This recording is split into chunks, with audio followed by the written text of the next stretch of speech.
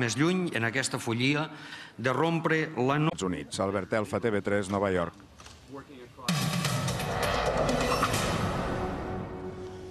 Molts problemes de trànsit avui a la frontera amb França. 400 taxistes francesos han tallat l'autopista A7 durant pràcticament tot el dia per protestar per la reforma del sector impulsada pel seu govern.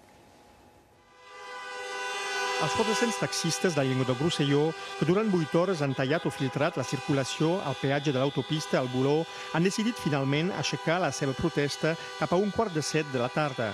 Pocs minuts abans, el govern francès els havia assegurat que no es tocaria la reglamentació vigent ni el nombre de llicències de taxis actualment en vigor a França, tal com proposava un informe econòmic encarregat pel president Sarkozy. Estem molt contents i molt orgullosos de l'acció de tots els taxistes. Lamentem d'haver molestat la gent aquí i a tot França, però ho calia fer.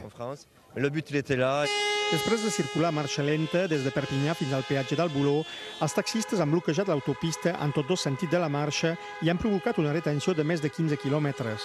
Per evitar el col·lapse de l'autopista s'ha desviat el trànsit, però els problemes circulatoris s'han traslladat a la carretera nacional i a la xarxa viària secundària des de Figueres fins a Perpinyà.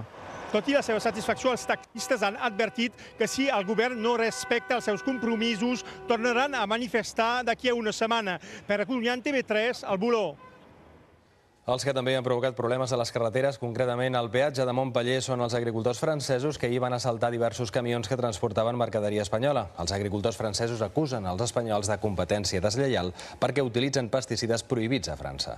El govern espanyol ja ha reclamat garanties per la lliure circulació de les mercaderies. Cogieron el extintor y después de